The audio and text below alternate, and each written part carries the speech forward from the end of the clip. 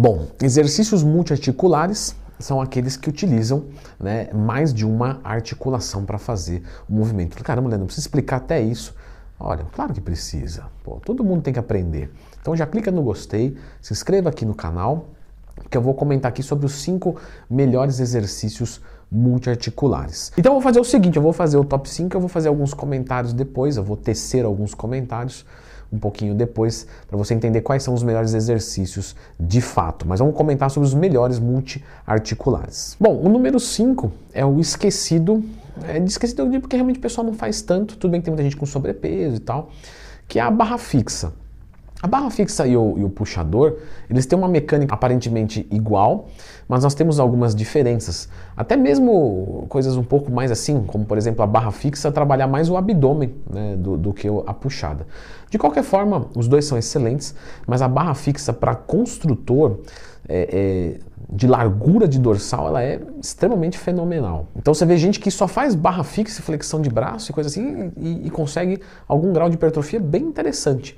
Então, realmente a barra fixa, ela é bem primordial também, né? O pessoal fazia barra fixa antes de pensar em academia. Então, vou deixar ela para o 5º da lista. O 3º da lista é também um exercício praístico, né? Que a gente vê o pessoal nas praias fazendo, que são as barras paralelas. Se a barra fixa trabalha o abdômen, o antebraço, o bíceps, as dorsais, as paralelas vão trabalhar o peitoral. Quanto mais você inclina o corpo para frente na barra fixa, mais peitoral você trabalha.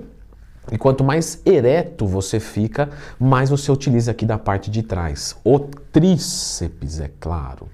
E também deltoide anterior. Então, é um excelente exercício multiarticular. Lembrando que esses dois, em pessoas muito bem condicionadas, pode ser interessante adicionar algum tipo de carga, tá? Não é tão comum assim, principalmente em indivíduos que têm um peso maior. Porém, se você está fazendo muitas repetições, é interessante você colocar alguma carga. Como é que eu coloco carga?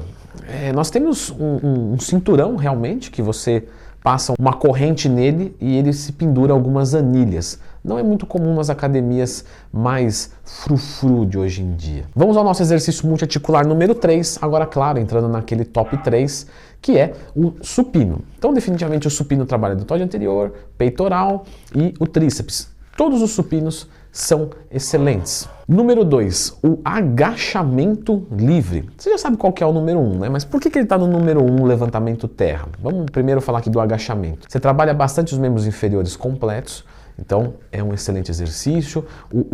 Vamos dizer assim, de forma geral, o que mais vai recrutar as fibras dos membros inferiores. Digo fibras de vários locais. E o nosso número 1 é o levantamento terra, porque de fato ele trabalha muitos grupamentos musculares.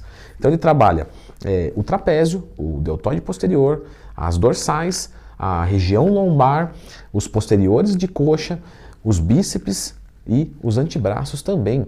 Então quer dizer, você tem realmente um recrutamento muito importante. E agora que você já conhece os 5, né, multiarticulares aí mais importantes, vamos conversar um pouco sobre isso, porque essa dúvida acontece muito. Tá, mas qual é o melhor exercício? Galera, os isoladores ou os compostos? Os multiarticulares ou os monoarticulares? Os dois são importantes, porque nem tudo que é grande é bonito. Então vamos dizer, vou fazer uns 5 multiarticulares aqui e vou fazer um acessório ali para a panturrilha. Vou trabalhar o meu corpo inteiro, certo? Certo. Mas eu não trabalho o meu corpo inteiro como o meu corpo precisa. Isso é muito importante. Porque você já percebeu que tamanho não ganha Mr. Olímpia. Na década de 90, né, quem acompanha um pouquinho mais, lembra que Marcos Ruh nunca ganhou nada. Por quê? Porque a galera olhava para ele e falava, muito grande, nada a ver, tudo desproporcional. Então, quer dizer, ele era enorme, só que não tinha proporção nenhuma. Inclusive, tem várias entrevistas dele se lamentando e tal. E é uma coisa meio assim, cara, desculpa, mas você não entendeu a modalidade, com todo respeito. Quem é dentro perto de Marcos Ruh? Um professor, coisa que ele não é. Então, também não vou me fazer demérito a mim mesmo, não. Mas falando sério, é um cara que não entendeu a modalidade. A modalidade é proporção, simetria, volume, definição. Ele não tinha proporção, simetria legal. Então, obviamente, ele vai perder. Só que o jogo da vida é muito parecido. Pegamos pessoas que são enormes, só que tá tudo desproporcional. Perna fina, ombro gigante, aí costas fechadas. Quer dizer, é um cabelo torto. Ou seja, como é que ele vai melhorar isso? Focando especificidade, detalhamento, ajuste fino. Sabe aquele lá que você pega aquele grafite 0,5 para dar aquela... Não é, vai chegar lá com um pincel lá e pintar tudo, não é assim que faz. Então, nem tudo que é grande é bonito. O cara que é pequeno toma esteroide, ele fica de feinho para feião. Pensar em proporção. Como é que você melhora a proporção? Com exercícios isoladores.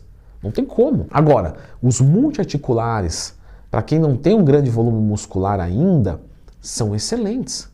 Porque eles vão dar volume, eles vão construir, e aí você vai detalhando com os isoladores. Portanto, nem isolador, nem composto. É o mix na proporção certa. Tem alunos meus que vão trabalhar realmente com mais exercícios isoladores do que compostos.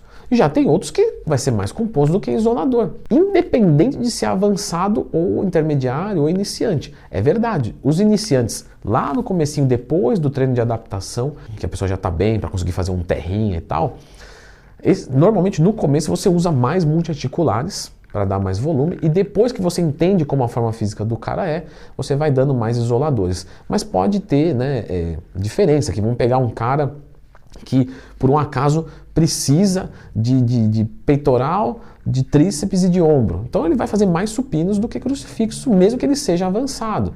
Porém, se ele já tem um ombro muito bom e um tríceps muito bom e o seu peitoral está muito ruim, provavelmente eu vou colocar um pec deck como primeiro exercício e não um supino. Porém, nós temos algumas outras considerações a fazer. Nem tudo é músculo.